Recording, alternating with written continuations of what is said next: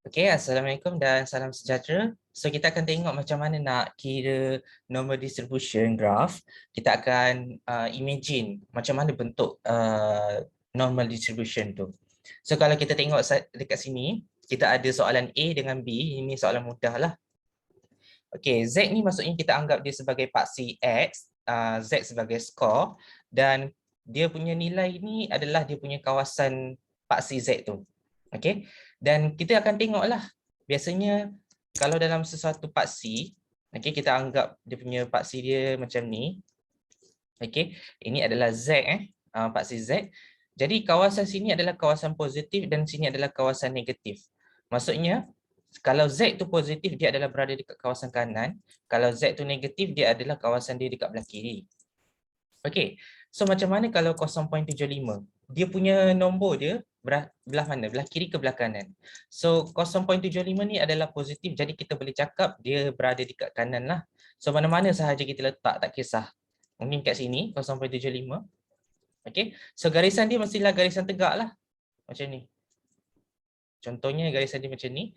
Dan normal punya distribution dia punya bentuk macam ni lah. Dia ada bukit dan dia macam tu, dia dekat tengah-tengah macam tu lah.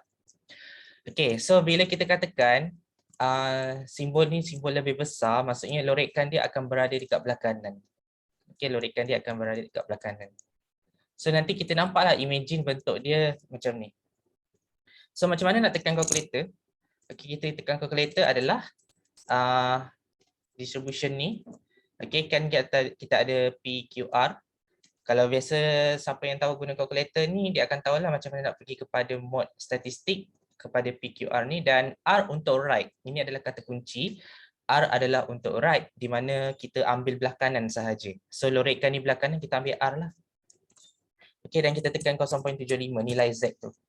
So kita dapat jawapan 0.2266. Senang kan kalau soalan ni kita nampak dalam bentuk gambaran. Jadi untuk tu notes ni kita dah dah siapkan gambaran sekali lah. Kita ada semua gambar untuk setiap normal distribution tu. So kalau 0.75 ni dia belah kanan, lorekan dia. Kalau 0.95 garisan tu still berada dekat belah kanan. Cuma lorekan dia kita tengok simbol lah. Kalau simbol dia kurang dia akan lorek belah kiri. Cuma kena ingat lah, kedudukan 0.5 ni, Z ni adalah dekat belah kanan. Okey, garisan Z ni adalah belah kanan sebab dia bernilai positif. Okey, dan lorekan dia berada dekat kawasan kiri sebab dia simbol dia kurang. Jadi kalau kita nak tekan calculator, biasanya kita confuse macam mana nak tekan calculator kan? Okey, anggap sahaja lorekan untuk normal distribution kesemuanya adalah 1. Okey, 1. Dan kita tak nak kawasan putih ni. So kita boleh tolak kawasan putih tu. So kita boleh tolak dengan R belah kanan. So 0.95. Okay, ini kaedah 1. Kita akan dapat 0.8289 jawapan dia. Okay. Ataupun kalau kita tak nak guna kaedah ni, kita tengok lorekan dia berada dekat belah kiri, left side. Jadi kita pun tekan distribution untuk P. Kalau R untuk right, untuk kanan, jadi P untuk left. P ni memang tak ada maksud, tapi kita anggap dia sebagai left lah. Okay, so P 0.95. Okay, kita dapat jawapan yang sama. Jadi ada dua kaedah untuk kita tekan. Sama ada kita nak tolakkan putih tu, ataupun kita nak hanya ambil lorekan merah dia sahaja. Okay, sama juga dengan kes untuk soalan C. Kalau nilai Z dia adalah negatif, dia mestilah berada dekat nombor belah kiri. Kita anggap dia punya skor Z dia belah kiri. Dan lorekan dia juga belah kiri sebab dia kurang daripada Z tu. Nampak tak? Lorekan ni gambaran dia. So kita nak tekan macam mana? Kalau ni ada dua kaedah. Kita nak tekan, kalau kita nak buang putih ni kan, kita nak buang putih ni, kita kena tekan 1 tolak R 1 tolak, ni kita akan confuse kat sini. Sebab apa? Sebab biasanya kita kena positifkan nilai Z ni. Tapi biasanya sama je jawapan kalau kita directly ambil R 1.42. Okay, kita dapat 0.0778. Kenapa kita kena ambil R 1.42? Kenapa kita tak ambil P negatif 1.42? Okey. Sebab gambaran dia untuk soalan C ni dia sama je tau. Okey, dia sama je. Kalau contohnya kita ada normal distribution macam ni. Okey. Katakan kalau kita ada kawasan negatif. Negatif 1 point berapa tadi? 1.42. Dia sama je dengan 1.42 yang belah kanan ni. Dia sama.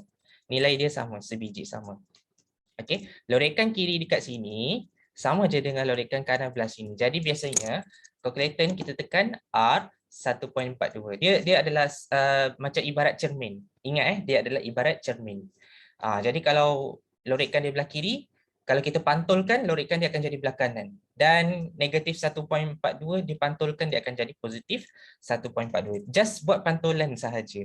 Anggap yang tengah-tengah ni sebagai cermin. Okey, itu kaedah yang pertama.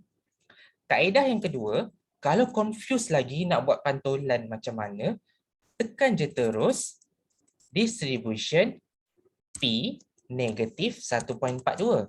Walaupun doktor cakap tak boleh tekan negatif, tapi jawapan dia still sama. Okey, sebab P menunjukkan kita ambil lorekan belah kiri bagi sesuatu nilai Z. Dan Z yang kita ada sekarang adalah negatif 1.42. Dan kalau kita nak lorekan belah kiri daripada negatif tersebut, so kita kena tekan P lah. Kalau lorekan di belah kanan, kita kena tekan R. Okey, itu beza dia. Senang kan? So ini kaedah kedua. Dan kaedah satu tadi adalah kita buat pantulan. So ada dua kaedah. Setiap normal ni kita ada dua kaedah. Okey. Alright. So kita tengok lagi sikit. Macam mana pula dengan soalan D? Soalan D ni kita dah nampak dah. Skor Z, kawasan dia adalah negatif. Jadi kita letak Z dia dekat negatif. Okey, dekat belah kiri. Tapi ingat, lorekan dia menunjukkan simbol lebih. Maksudnya lorekan dia akan berada dekat belah kanan. Jadi, bila lorekan belah kanan, kita kena tekan R. Okey. Yang ni kita boleh guna terus directly. Distribution R negatif 1.43. Kita akan dapat jawapan 0.9236. Yang ini kalau directly answer. Tapi disebabkan pensyarah cakap tak boleh letakkan negatif dalam ni, kita kena guna kaedah lain, iaitu dengan buat pantulan. Okey, kita buat pantulan. Kalau katakan kat sini kita ada graf dia, kita buat macam ni tadi. Okey. So kita ada negatif 1.43 kan? Dan lorekan dia belah kanan. So bila kita buat pantulan, kita akan dapat positif 1.43. Dan lorekan yang belah kanan ni akan dipantulkan menjadi lorekan dekat belah kiri. Nampak tak? Dia buat pantulan. Dia buat pantulan. Kalau lorekan belah kanan, dia akan pantulkan menjadi lorekan belah kiri. So nanti, bila tekan calculator, kita tekan distribution, ambil P sebab kita nak lorekan belah kiri, bagi Z yang positif untuk 1.43. So jawapan masih sama, tak akan lari. Okey, 0.9236. Nampak tak? Kaedah dia ada dua kaedah. Okey, so biasanya kita akan guna kaedah pantulan tu sebab kita tak boleh letak Z tu sebagai negatif. Kita kena kirakan distribution Z-nya mestilah bernilai positif. Okey, selesai untuk soalan A sampai D. Mari kita tengok soalan E dan F yang melibatkan simbol modulus. Simbol modulus maksudnya dia akan menghasilkan Z negatif dan Z positif. Dia ada dua kawasan berlorek. Okey. Jadi, kalau kita ada negatif 1.23, kita juga akan ada positif 1.23. Kena ingat, modulus bermaksud plus minus. Dan kita ada dua-dua belah. Macam dalam gambar ni lah. Tapi kawasan lorek ni kita confuse. Macam mana nak tekan calculator kan? Okey. So, cara nak tekan calculator dia ada dua cara juga. Okey. Kalau kita faham balik semula dalam question, bila kita katakan lorekan negatif 1.23 yang belah kiri ni, dia adalah sama dengan nilai lorekan belah kanan. Dia adalah pantulan sebab dia adalah sama. Jadi kita boleh gandakan 2 untuk R ni. Okey, sebab dia adalah sama. Negatif 1.23 belah kiri sama dengan positif 1.23 belah kanan. So kita just darab 2 sahaja lorekan tersebut. Okey, itu kaedah pertama. So kita buat 2R 1.23. Ini kaedah pertama. Okey, so kita dapat jawapan 0.2187. Okey, so kalau kita tekan 2R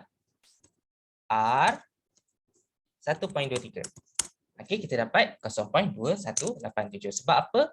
Sebab katakan kalau kita ada ni kita padam jap. Okey, katakan kalau kita ada tadi mana tadi soalan? Negatif 1.23 dan sini kita ada positif 1.23. So katakanlah kalau kita punya lorekan yang kiri ni sama dengan lorekan yang kanan. Dia sama je dengan binomial bagi 2 kali 1.23 lah. Dia akan buat 2 kali. Okey, sebab dia adalah pantulan. Okey, dia adalah pantulan. Dia akan 2 kali. So benda ni akan buat 2 kali lah. Dia akan 2R ni. Jadi ada cara lagi satu yang paling cepat. Okey, paling cepat daripada ni lah. Kita kena gunakan kaedah cari kawasan tengah ni. Okey, cari kawasan tengah di mana kita akan gunakan Q. Okey, Q kan maksudnya antara kawasan negatif Z dengan antara kawasan positif Z. Antara inilah Z yang negatif dan positif. Yang macam soalan F ni pun samalah. Kita boleh guna Q. Yang ni pun kita boleh guna Q. Tak ada masalah. Okey, tapi kita ingat kita kena tolak kawasan putih ni, maksudnya kita kena tolak lah satu tolak Q. Okey, satu tolak dengan Q 1.23 ataupun kita buat satu tolak dengan 2 kali Q 1.23. So dapat jawapan yang sama. Sebab apa kita 2 kali Q? Sebabnya Q yang pertama adalah di sini 1.23. Q yang kedua kita kena tambahkan dengan 1.23 yang ni. Okey, sebenarnya dia adalah satu tolak Q 1.23 kemudian tambah dengan Q 1.23 sebab dia 2 kali Q. Okey, Q yang pertama dekat belah kiri yang kawasan negatif ni. Okey, ini adalah Q yang pertama dan Q yang kedua adalah yang belah kanan, belah positif. So kita kena buat Q1 tambah Q2 macam itulah. So still lagi jawapan dia 0.2187. Ini kaedah yang kedua. Ini untuk cari kawasan tengah. Maksudnya kita ambil satu tolak dengan kawasan tengah dia dapat jawapan. Itu kaedah kedua lah. Okey. Kaedah ketiga ada juga kaedah lain. Ada, tak ada masalah. Kaedah ketiga, kalau nak kira guna kalkulator, nampak tak kawasan lorekan ni adalah belah kiri dan kawasan lorekan yang belah kanan R. So kita boleh buat macam ni. Okey, distribution P untuk belah kiri kan? Negatif 1.23 untuk P belah kiri tambah dengan lorekan belah kanan R, right? So R 1.23. Tengok jawapan dia tak lari. Still sama. Nampak tak? So dia ada banyak cara. Mana-mana cara korang boleh guna. Yang penting betul-betul menepati situasi normal distribution tu. Okey? Okey, next kita tengok soalan nombor 9 F. Soalan F. Okey, simbol modulus maksudnya negatif 0.99 dengan 0.99 positif lah. So dia macam ni. So kita imagine balik kawasan lorekan dia kat mana. So kawasan lorekan dia dikatakan kurang. So kurang ni maksudnya kawasan dia mesti dekat dalam sebab dia kurang. Kalau dia lebih maksudnya kawasan dia tersebar luas. So dia dekat kawasan luar. Itu maksud dia. Okey, ni kawasan luar, ni kawasan dalam. So kalau kawasan luar kita guna simbol lebih, kalau kawasan dalam kita guna simbol kurang. Okey. Jadi macam mana nak guna kaedah soalan ni? So sama je. Kita boleh guna 3 kaedah tadi. Kita boleh tolakkan yang putih tu. Maksudnya kita buat satu tolak dengan kawasan putih. Kawasan putih tu adalah 0.99R. So kita ada kawasan putih yang belah kiri. So kita tolakkan dengan P 0.99, negatif 0.99. Kemudian kita tolak lagi dengan kawasan putih belah kanan iaitu R 0.99. Okey, ini jawapan pertama kita 0.6778. Itu kaedah pertama. Maksudnya kita tolak kawasan putih P dengan kawasan putih R. Yang kedua, kaedah kedua adalah seperti dalam nota ni, di mana kita kena buat satu tolak dengan 2R. Okey, satu tolak dengan 2R sebab ini, ingat ya, ini adalah pantulan. Maksudnya kiri sama dengan kanan. Jadi kita ambil belah kanan sahaja sebab Z kena positif. So satu tolak dengan 2 R 0.99. Still jawapan dia sama 0.6778. Okey, atau kita nak gunakan Q sahaja pun boleh. Sebab Q kita gunakan apabila ada kawasan perantaraan antara kawasan Z negatif dan Z positif. Dia tak boleh kalau kita guna Q untuk binomial macam ni. Okey, binomial macam ni kan. Kita tak boleh guna Q untuk binomial di mana dua-dua kawasan tu positif. Tak boleh ni salah. Ataupun dua-dua kawasan tu negatif. Kita tak boleh guna Q. Q ni mestilah berada perantaraan antara negatif dan positif. Garisan dia mestilah antara negatif dan positif. So kalau Z macam ni, kita ada negatif dan positif, ni negatif, ni positif, yes, kita boleh guna Q. Okey, Q mestilah dia melintasi, okey, melintasi garisan tengah ni. Itu saja syarat Q. So kalau macam ni dia dah melintasi garisan tengah tu, kita boleh guna Q lah. So Q cara nak guna dia adalah Q ambil negatif ni, tapi kita jangan tulis negatif, kita tulis positif saja. Okey, ingat Q sentiasa positif. Okey. So dah dapat jawapan yang sama. Q yang pertama tambah dengan Q yang kedua. Dia mestilah jawapan yang positif. Kita kena tulis positif dulu. Tak boleh tulis negatif. Walaupun yang asalnya dia berada dekat kawasan negatif. Itu syarat penggunaan Q. Okey, so ni kaedah ketiga, kita ada jawapan dia 0.6778. Okey, so kita tengok kat sini. Macam inilah yang kita cakap tadi, yang tak boleh guna Q adalah soalan G dengan H. Sebab dia bukan berada dekat perantaraan tengah-tengah. Okey, dia tak merentasi tengah-tengah tu. Garisan tengah tu dia tak langgar pun. Jadi tak boleh guna Q. Okey.